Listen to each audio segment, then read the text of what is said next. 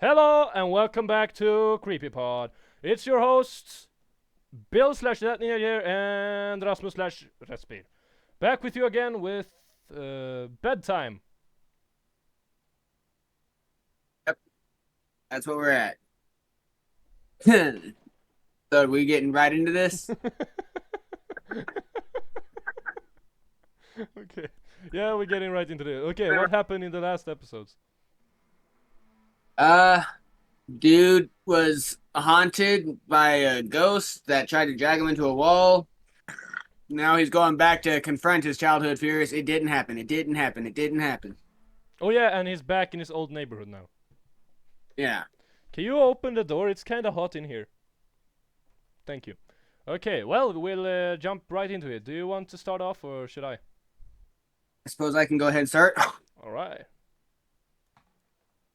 Sorry, allergies. I got mucus and phlegm for days.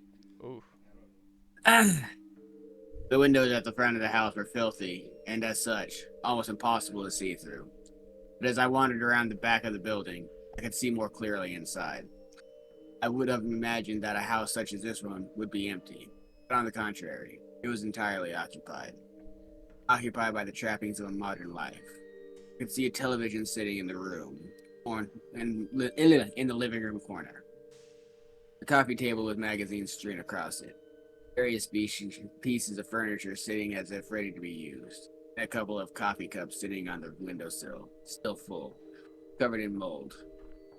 I would have thought the house was lived in if not for the thick layer of dust over everything, accompanied by the occasional Oh. spider's web. Someone fled from the house in panic. It seemed as though the most recent occupants had left in a hurry and never No, returned. Jesus Christ, how many people do you have in your room?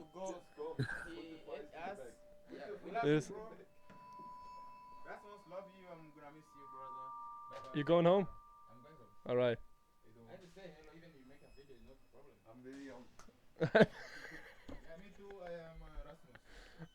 Okay, but Hey brother. we are recording. Yeah, but you can also be in a video, eh? Yeah, but this is not a real. This is CreepyPod. This is a podcast, bro. Let the door be open. It's hot in here. Okay, everyone is gone now. It seemed as though the most recent occupants had left in a hurry and never returned. Clambering through a sea of waist-high grass and bushes, I eventually arrived at the innocuous little window at the back of the house. The very sight of it frightened me. But this was mere memory, not the strange feeling of being watched from within I've experienced as a child. Peering in, the room looked eerily familiar. I suppose there's little that can be done with a room so small, so oddly narrow. But through the dirt-covered glass, the room looked almost unchanged from when I had slept in it. A bed, a set of drawers, and what looked like an assortment of toys on the floor. Okay. So if we have to go through a little bit here, what the?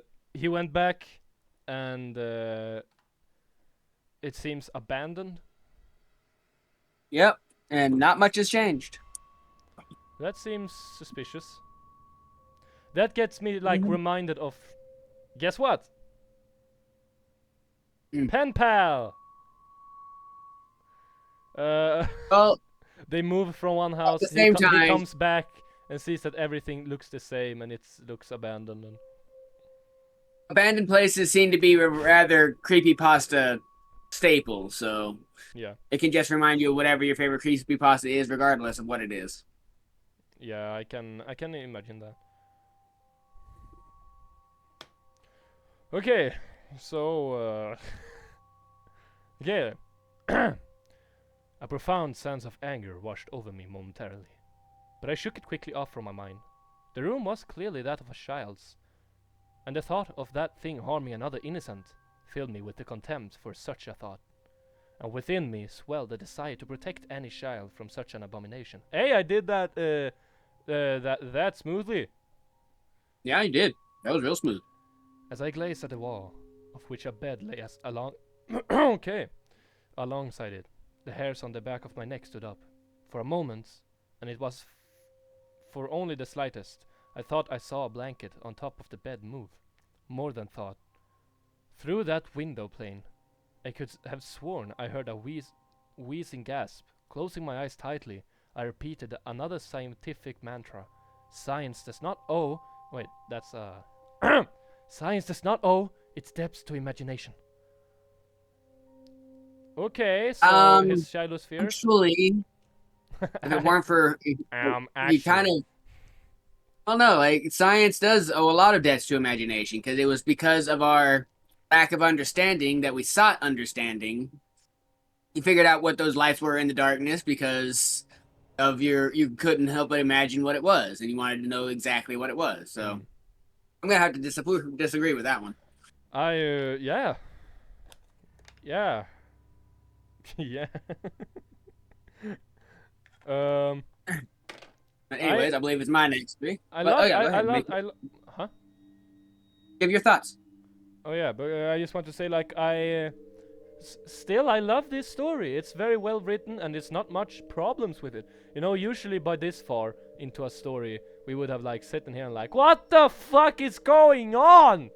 But like this Yeah, is like I said, this one's going a little bit different. We're spiraling, getting more focused, more locked in. there's still 2 more stories after this one though, so it's not entirely sure that it will run as smoothly forever.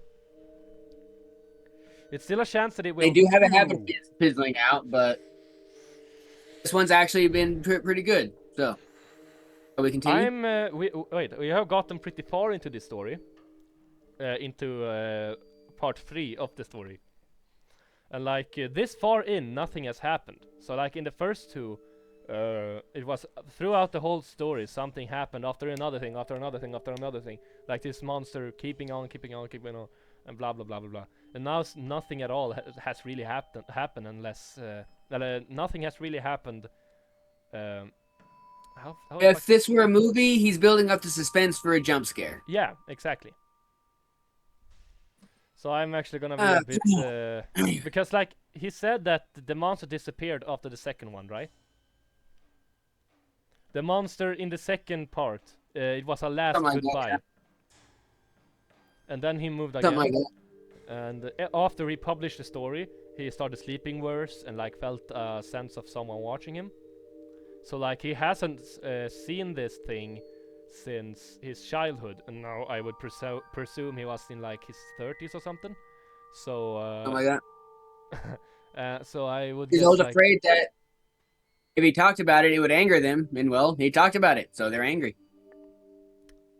So this is not gonna just be the first time we see him in this story, but this is gonna be the first time we hear about the monster since his childhood, and that's pretty fun. Opening my eyes, I saw nothing but an empty bedroom. No foul spirits. No unearthly things. Just a room. No more, no less. I breathed a sigh of relief, because that was as well as the world. That was well with the world for the first time in many days. You may think it was wishful thinking, but I genuinely felt that I had shown myself that there was nothing to be scared of, other than my overactive imagination. It was starting to get dark, and I wanted to be home before the night. Filled with confidence, now with that my anxieties were behind me, there was one last thing I needed to do. When we had left the house, we did so in a hurry.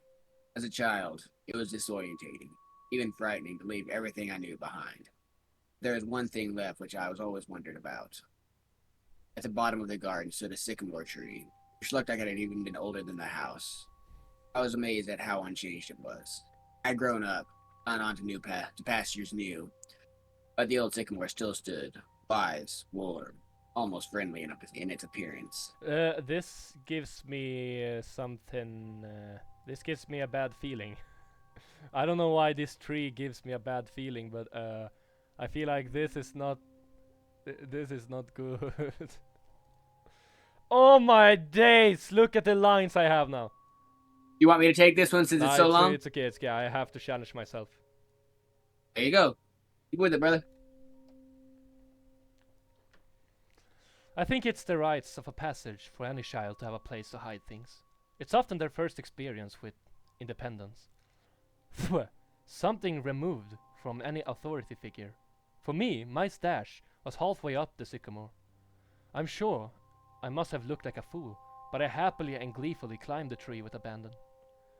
The configuration, is that right? Configuration. Yeah.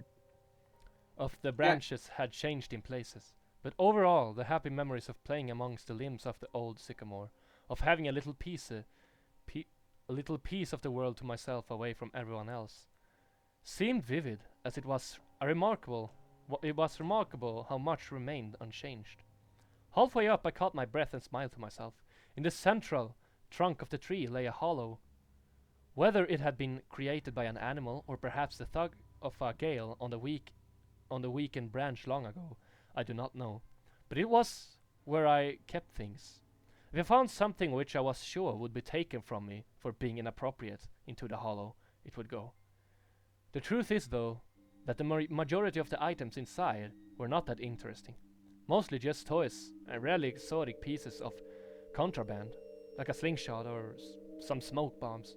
I had no reason to hide the toys, but when I was younger, it felt adventurous to have a secret. I 100% agree with that. Like, that's something I also had when I was little. Things that like I wasn't really allowed to use. I usually hid them in some place in our garden or something. Hello? Are you dead? Yeah, no, I was nodding along in agreement. Oh. I had nothing really to add to that. Our camera is very small for me, so it's up in a corner like this big on my screen, so like I don't see your reactions that good when you sit back. I see how YouTube sees, so when you click in on the video, that's what I see. But like even in a smaller part, so like the text is very far away, so that's also hard. The hollow was dark and filled halfway with rotting leaves. No doubt this deposited there from countless autumns. Nevertheless, I reached deep inside to see what remained. I could not believe it. I had found a toy that I had hidden there before we even moved. All those years ago. I could feel the plastic in my hand, its sharp edges unmistakable. But the leaves and darkness of the hollow obscured its view from me as I struggled to remove it from the thick, wet mixture of rotting leaves and rainwater. It seemed to be caught amongst a collection of small twigs. I think I'm doing a pretty good job today. Wow. Yeah, you're on the ball. Wait, That's where not are matching. we? Wait, where the fuck are we? My delights. Oh, wait. I don't have to scroll down. I thought I had to scroll down.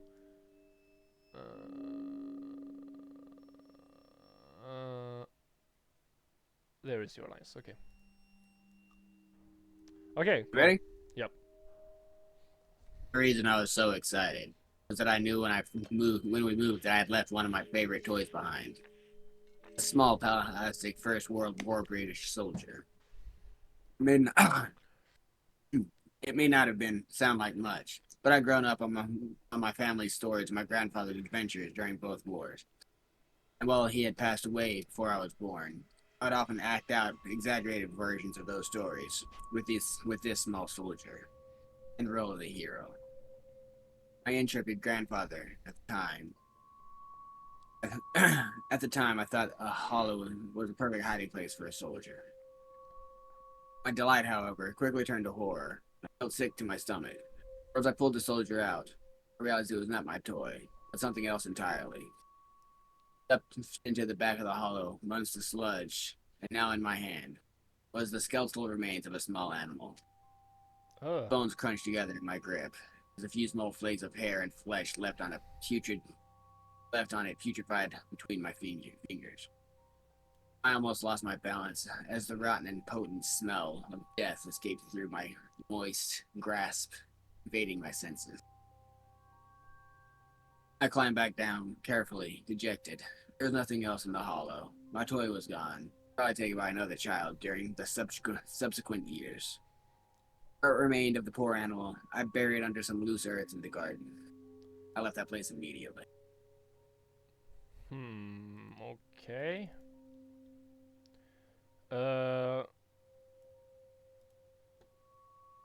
Let me scroll down. We probably have to do some commentary also. I don't know what to talk about. I mean, yeah, no, that's a Little fucked up situation. You're like, hey, I found my toy. Nope, it is a skeleton. Great. Oh Your shit, my hand, childhood is back. Oh fuck, it was not my childhood. Okay. my childhood is in fact dead. my childhood is gone. Have Houdini been here? Hmm. Despite my unfortunate encounter in the hollow, I still felt empowered. That I had actually plucked up the courage to revisit that place, to see how ordinary it really was, made me feel in control once more of my faculties. Faculties. Huh? Hold on. Of my Yeah, faculties. faculties. I did not at that time require anything other than a conventional explanation. I said goodbye to the old neighborhood, to that bad memory once and for all, and began to make my way home. By the time I had driven onto the motorway, something had begun to filter through from the back of my subconsciousness. At first, I disregarded it, dismissing it as my imagination. But as the sun shone its last and dipped below the horizon, I sensed the growing of a compulsion in me, and fuck, now I'm dying again. An idea which seemed to have been born and nurtured for no good reason, no rationally, no sound casual footing, but one which I had followed of all cost. I must get home. You can continue to read a little bit. I need to just...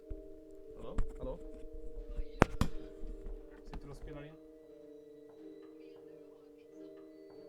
Ska vi beställa en? Again. Ja, varför inte? Again, I drove faster, constantly looking behind as if racing some unseen pursuer. 70, 80, 100 miles per hour. I tore along the road. I beeped, I yelled, sweat lashed off of me. What was happening to me? Please, just let me get home. White knuckled, I finally made it off the motorway and onto the country roads, which would lead directly to my town. The roads were narrow, around the narrow, bleak, and ominous countryside. Darkness seemed blanket in the road in front of me. I turned on my full beam on and breathed a sigh of relief.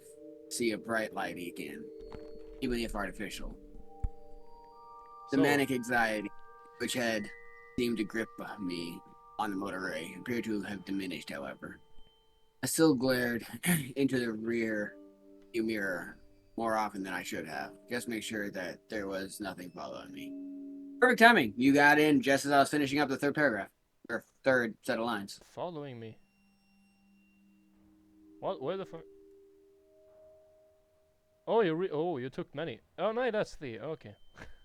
No, wait, I think I increased my speed sipping... Did you do that? Yeah. But then you did 5. 1, 2, I 3, did. 4, I 5. did a 1, 2, 3. Then you must have skipped 2. I didn't. I increased my speed sipping periodically. That's... I left that I must get home, and then it's... I increased my speed. I scrolled down too far. My bad. Anyways, okay. That's okay. Yeah, so, you take a little commentary. I didn't hear what you said. Yeah, no, dude's white knuckling it, trying to get home as fast as he can, which I can feel that. That's how I feel whenever I'm on my long hauls. What a ridiculous thought. To think of something chasing my car. To put myself and others in danger by speeding down a busy motorway. Madness. Still, madness or not, I had felt compelled to get away as quickly as possible, and even though I had managed to collect my nerves, the loneliness of the road I was on fueled my yearning for my own town, my own street, my own bed. Nervously, I traversed the web-like winding roads which seared through the countryside, feeling relieved at the first sign of the lamppost, of civilization, and of the boundaries of my town. I pulled up outside my house, switching the engine off, and sat down for a moment in silence. I had to stop all of this nonsense. Things coming out of the walls? Watchers smothering me at night? looking into someone's window like a prowler? All of this was lunacy. Okay, so he gonna got see. he got a bad feeling, and he is now feeling that what the fuck is wrong with me?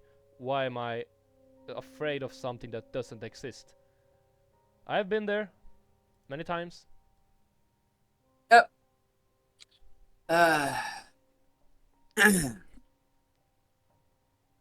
Tomorrow I would start fresh. No more writing about my childhood experiences. Well, we know that's a lie. No more reliving of dread-filled nights. Just getting back to normal. Carrying out my work. Spending time with my girlfriend. Oh, he has a Most of girlfriend. all, affirming my belief. Who is the girlfriend? Rationality. Do you remember? Who the fuck No, is Ryan? Who the fuck is Then- this? Yeah, no, just throwing in random people that aren't mentioned until the very end. Yeah. Then the thing in the back seat leant over, grabbed me on by my shoulder, and breathed a foul, rancid breath from deep inside its lungs down the back of my neck. I scrambled for the door, my arms flailing and looking for the lock. My arms It possessed flailing. me. My arms flailing. Flailing. My arms flailing around looking for the lock. Fear possessed me, shook me. A fear I remembered all too well. A fear from all those years ago, lying awake at night in that sickening room. The inside of the car had grown much colder, but that was nothing compared to the icy fiend of burrowing in my shoulder. Okay. So, first off, now we know this is not just a night terror. Yeah, no. Okay, this is the 4 last paragraphs, so I'll just end this shit, and then we'll go into part 4. But wow, this story was more of a build-up, I think. Yep. By the way, in the beginning of part 3 yesterday, I remember he said he had proof for something that happened, and we haven't read about that yet. Or we just didn't clock what he was calling proof. I honestly thought I was going to die. Oh wait, that's the wrong kind of feeling. I honestly thought I was going to die. That this thing would finally get its way after all this time. The door handle popped in my panicked grip, and I fell out of the driver's seat onto the pavement. For the briefest of moments, I thought I caught a glimpse of something in the back seat. Vague, the form of an old man, yet twisted and distorted, grinning ear to ear. Luckily, there was no one around. As had there been, I would have appeared a mad fool, for the car was empty. I grabbed the keys from the ignition and booted the door shut with my foot, locking it for the night. I staggered down the path and into my house. I'm not going to lie to you, but I drank myself to sleep last night.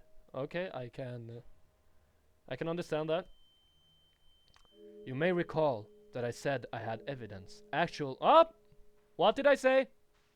I had evidence, actual physical evidence of something unnatural. You might be wondering what that evidence is. Well, I could say that it was the marks on my shoulder that made me shudder with fear.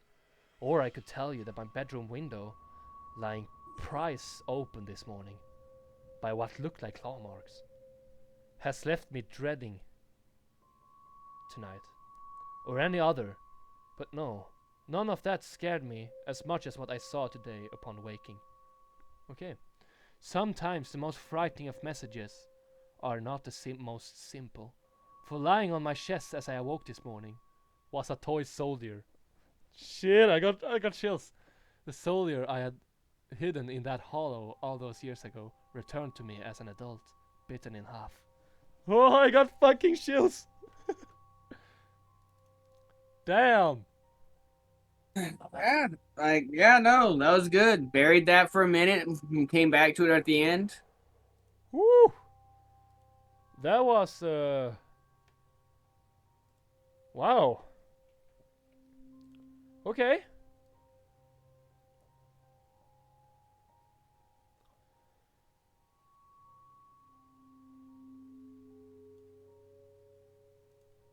Ready to start the next one?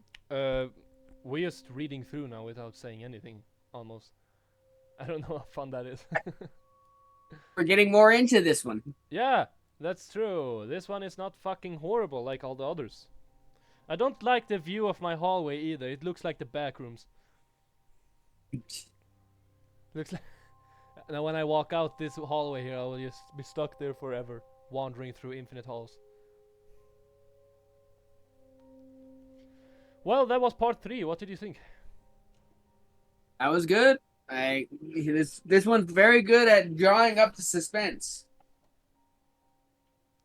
It definitely makes you wait for it, and the payout is there towards the end, which isn't too bad.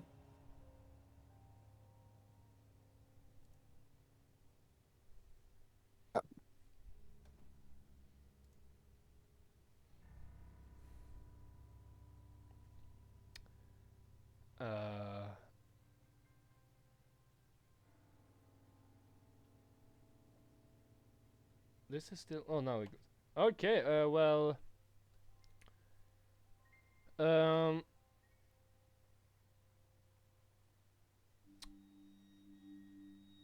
the 3 first parts. We are more than halfway done now. And as I remember when I scrolled through quickly yesterday, part 4 and 5 are I think more longer, but I think it's they are not that long. But yeah, these videos will help our backlog a bit. Yep, we've been burning through it.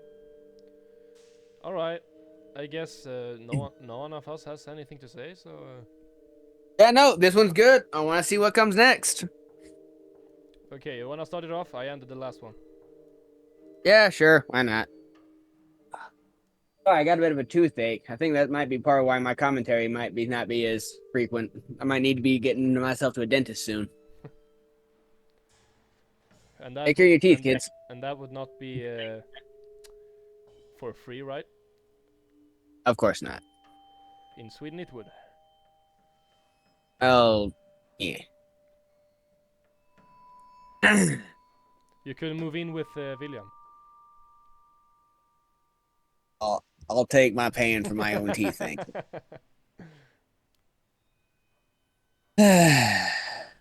Last night was the most heart-wrenching and frightening of my life. So much so that I can barely bring myself to contemplate it. And now I have submitted what occurred during my visit to that cursed place, once called home.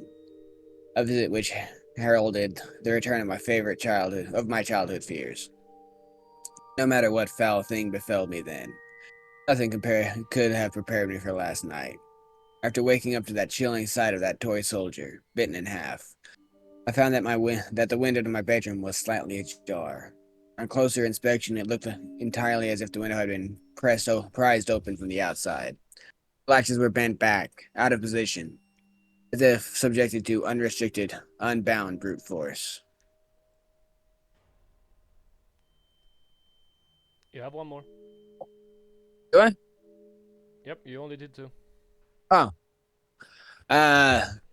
From the outside looking in, I could see 3 indentations where the unwelcome housebreaker had used some kind of tool to leverage the window unnaturally away from the latch. What was peculiar about those markings was that they seemed to cut across the outside of the window frame like an old uneven razor. Unlike a crowbar or other implement which would have merely left a dent where it had been used as a wedge to force the window open. Okay, so he's back on the explanation that this would have been a break-in and not the monster from his childhood. Well, no, he's saying it was a claw, not a natural break-in. But in this one, he said that they used a some kind of. I need to scroll up again. Use some kind of tool to leverage the window naturally away from its latch. And he thought it was a normal fucking idiot that broke into his house now. I think this guy is fucking stupid. He went from, I saw proof that the monster exists, in the last one, and now, oh, it was just a break-in. Fair enough. Nothing had been stolen, and I attempted to rationalize the markings on the window as human-made, and not claw-like, as they appeared to be. The toy soldier returned to me so violently I could not explain. My heart sank at the very thought of it. I knew it was a message, but it seemed to me to be more of a twisted joke, announcing the arrival of my childhood predator, rather than something to be puzzled over or interpreted. I spent the morning shaking each room of the house and its contents. Nothing was missing. I could only hope that whatever that fiend had been in the back of seat of my car the previous night, that it had only wished to frighten me one last time, and then be on its way. Okay. Interesting. For a second there, I thought I was about to have to reset my computer. I actually saw my Discord disconnect and everything, but by the time it came back, it looked like you were finishing up your paragraph. Oh. My signal's been acting weird all day, so I don't know what's going on. But anyways, before my signal cuts out completely, let's see what we can find out. Let's see what comes next, shall we? Mm-hmm.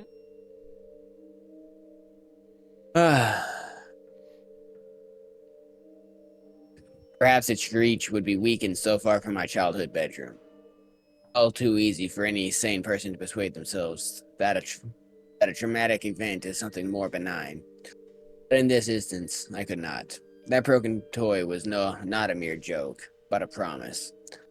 And a promise that it would return. For what I did not wish to know. My thoughts naturally tumbled inwards, and back to those terrifying nights I had as a child.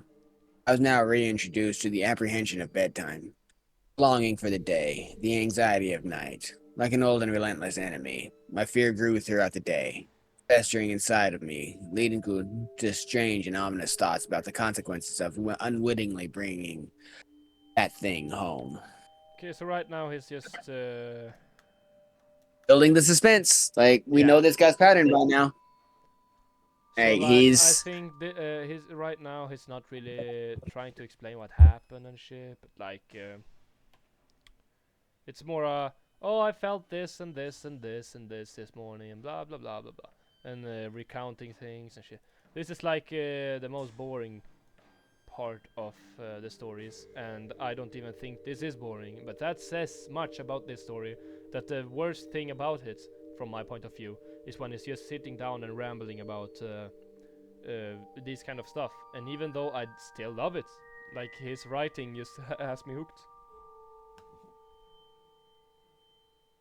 Exactly. And at the same time, we are kind of reading through these one after the other. So this would be much more of you would read the full story, come back maybe a few days later, read the next story, come back a few days later. Oh yeah, The ebb yeah, and yeah, flow would exactly. match that pace much better. But we did read this a day later. That's fair, but we also cut it in half. Sure. Okay. Do not misunderstand me. My fear was not simply for my own safety. As a child, I believed that my nightly visitor was transfixed and consumed by wanting me. But I did not feel that my loved ones were in any danger. This, however, had changed. I did worry. This time I did feel nothing but fear for my loved ones. Because you see, I did not live alone. This is good build up for his girlfriend. This is good. This is a good exchange from, oh, my friend Ryan, by the way, who you've never heard about before. He's with me. My days. This is at least building it up. My girlfriend and I moved in together over 2 years ago. I have caused enough damage now that I do not wish to speak her name, and I will simply refer to her as Mary. Okay, he has caused enough damage. I wonder what that is. I guess we'll be finding out. Mary and I had had a happy existence, and in fact, we were very much in love. This coming Christmas morning, I was going to propose to her. But that beautiful moment has now been bitterly taken away from me by that rancid abomination. Okay! I am not ready for this. I knew that Mary would be home that evening. She works in events and promotions, and as a result, is often away from the home for days at a time, traveling around the country, coordinating various conferences and exhibitions. Ex- Huh? Exhibitions. Exhibitions. I do not complain about this, as she and I both know that I am a solitary character, and that the odd few days of solitude normally do me good, allowing me to dive headlong into my writing, absorbing each and every word undisturbed. Okay, so his girlfriend is back. I I thought this whole series was gonna be simply about him, but I guess now that we have another character to worry about. Yeah. I see voice Let's see. lines. Lovely. And this one's gonna fall on me. Which one am I gonna be getting? I'm not entirely sure. Despite this, I always miss her. And with the events of the past week, reliving those torturous nights and then allowing them to return, I had missed her far more acutely than I'd ever previously done so. She arrived around 6 p.m., and I greeted her with a smile, a warm embrace, and a passionate kiss.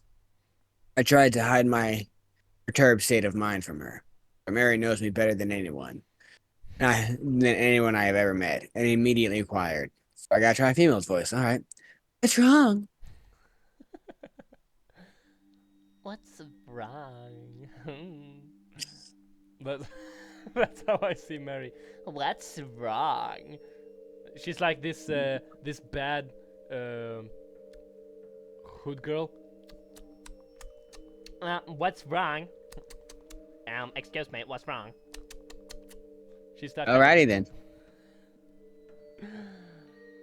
I tripped and fumbled through my words as I explained to her that I had written a story about my childhood, and that exploring those dark and twisted memories had me left distraught. Haven't she read this before? I guess not. Mary has an incredibly caring nature, and she immediately lay her suitcase and bags on the floor, sat me down on her couch, and with her soft and gentle way asked me to talk about the whole ordeal. But I couldn't. I couldn't mention this thing. This wretch, which had now found its way into our home. An invisible and twisted invader, which had been led there by my idiotic curiosity. At the time, I felt that she would think me mad. But now how I wish I had told her the truth. I can kinda 100% understand. I don't think anyone would really taken it that serious if I just had gone up to one of my friends and said, "Hey, can I tell you about that time a monster tried to snuffle me in my sleep?" Yep. By the way, you, my girlfriend, we have a monster in our house. Be careful, it's gonna come out and shake our bed violently at the night. Yep. That's gonna be that's gonna be a long relationship. Yep. Someone's sleeping in the doghouse. Hey, the couch. If there is one thing more damaging to a relationship than a lie, it's a half-truth. Not because it is deceitful, but because it is a corruption of the truth, perverted and abused to suit the teller's needs. I told her my half-truth.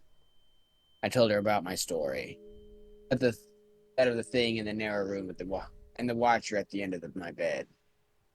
But this is where the truth ended and the lie began. I deliberately and deceitfully mentioned that it was only, of course, just of my imagination as a child. I neglected to talk of my experiences of returning to the scene of those depraved crimes, knowing that she would see the damaged window latch and claw marks. I spun my web as I told a grand tale about waking up to a burglar attempt to break into our house. Break her? And having it Whoa! break into Whoa! our house. Whoa, Having Bill! to chase- Whoa, calm down. Okay, so he's just bluntly lying to her, like saying, "Oh, but it's nothing. It was just my stupid imagination as a child. Those claw marks, they were from very long nails. Something, I don't know." Yep, nope, something like that. They were breaking the camp and I chased the dude away. I was quite the hero. Okay. I lied to her, and she showed me great sympathy and kindness for my deception. I was embarrassed by the truth then, and I am ashamed of my lie now. If I had been truthful, then perhaps we could have faced this menace together. But instead, that thing took advantage of my dishonesty and put a wedge between us. The events of the last night desecrated the most important thing in the world to me. Aha, it's killed. It killed Mary, didn't it? Seems so. Mary's life seems to be on the line. Alright, let's just get over with this kill scene. Let's see if I can give it the proper respect of giving my voice. I still haven't quite fully recovered from yesterday. It's amazing how much strain this this hobby puts on your vocal cords. Oh, this hobby. Yeah, no. CreepyPod. I know. Well, I'm also not that much of a talker, so this draws a lot of talking out of me. Oh yeah, that's fun. You getting over your comfort zone. Something like that. But like, as long as you think this is fun, I do. I don't know. too. I enjoy it. This is a know, fun challenge. The funniest thing is, if let's say this is the last recordings we do, and you just say, "Nah, I can't do this anymore," we would still have like 8. No way, yeah, over 10 videos in the backlog by the next 3 videos. So like, I would have like at least 10 weeks of videos left to release, so no one would even know. At most, I might need a break for dental issues. I might go to the dentist and get this tooth dealt with. It's really hurting. Anyways, nighttime arrived in all of its bleakness, and as unwelcome. I lay in the darkness, waiting. Mary was sound asleep next to me, each breath a soothing reminder of companionship. Despite my growing aversion to loneliness, I would have no sleep that night. I knew that from experience that when my uninvited guest would show itself, it would do so with subtlety, increasing its grip on increasing its grip on me with each visitation, as if requiring time to build up its strength. A leech feeding on me to savor my fear for succor. This guy uses some interesting Word. language. This dude must have had like a fucking thesaurus opened up next to him. Yeah. My nerves kept me on edge, which fought back the oncoming onslaught of sleep admirably. In the end, though, biology won, and as my bedside clock lumbered towards 4 a.m., sleep took me. The relaxing blanket of nightly oblivion, anxiety washed away. My worries a distant memory, seeking deeper into the soft mattress below and finally into a long sought for rest. Okay, so at least fell asleep. Yeah. Oh, was that my third? Nope. Nope. Okay. Sleep, no matter how deep, is rarely all encompassing. As I hovered over the cusp of a dream, something began to bother me. Something invasive, yet distant. I slowly opened my eyes and allowed them to adjust to the darkness. Mary lay soundly asleep, and I calmed myself by listening to her breathing. And that night, inhale was followed by exhale, again and again, rhythmically, hypnotically, I began to drift towards sleep once more. Okay. This doesn't look good. No, it does not. It feels like this is when he's gonna meet this monster once again. I also like this thing that we do 3 paragraphs and then we talk, because like that fits the narrative right now. Like Yeah, it does. Like you do. Instead of breaking into the story every time we have some kind of comment to make, save them for these little gaps. Yeah, exactly. But no, there it was. No, I'm talking like I'm fucking robot sometimes. But no, there was something else distinct by unfidentity. Like it's. But no, there it was. Something else distinct by, distinct yet undefinable. It was distant, out of the way, almost obscured or smothered as if coming from behind something. I strained my ears in an attempt to define it, but it was all too quiet. I remained in the bed for several more minutes, but with each passing second, that almost inaudible sound Inaudible. grated on me, like broken glass on a raw nerve. Okay, that wording was nice. Sleep was now abandoned, and with much frustration, I decided to reluctantly investigate the source of the noise. I sat up in the bed and listened intently. It wasn't like any other sound I had ever heard. Quiet, low, but as my mind adjusted to the noise, I slowly began to piece its nature together. It was most certainly obscured by something, but the closest thing I could relate to it was a repetitive murmur. Okay, are we finally gonna get to see how this thing looks? Maybe. So what is going on in the story this far? It's creeping up. Like it's going full alien on him, getting that adrenaline pumping to make his brain extra tasty. I feel like something.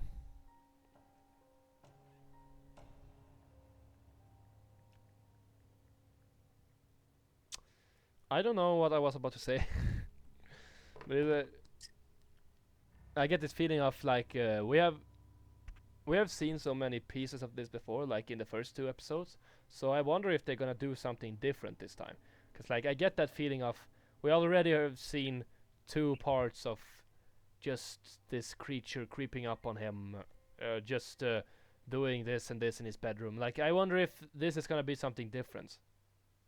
Well, I think that's why we might have the introduction of Little Miss Mary here. You know, Mary's little lamb might be going to following her to the slaughter. I think this is a great place to stop this episode also. Alrighty then. Wow. So let's do our outro. Okay. Well, you guys are gonna have to wait like 5 days until you get the continuation of this story with us. But we're going to do it in like some seconds, so ha ha! No, I'm kidding. Well, thank you all for watching this video very much.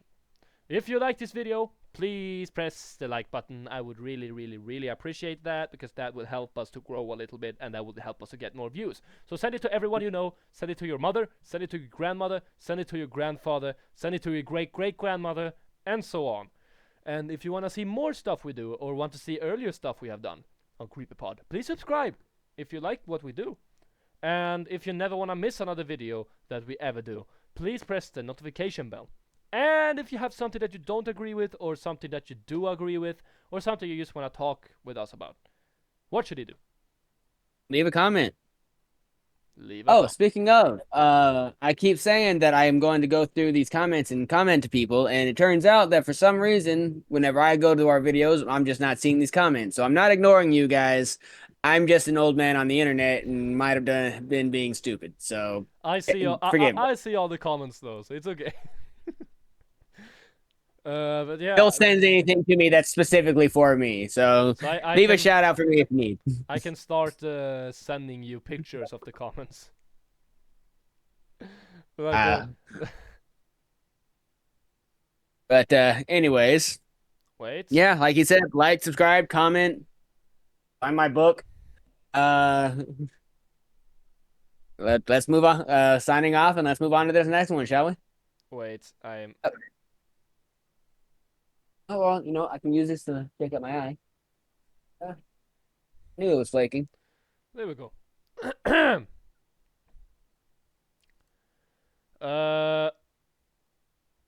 Hello? Yeah, I can see you. Okay, I can hear myself, yes? No, I can... I can hear you. I can hear myself. Okay, yeah, thanks you for watching this video. Oh my gosh. Thanks you. Thank you for watching this video. This was your host, Rasmus and Bill / ThatNinjaThere, signing you off. See you soon.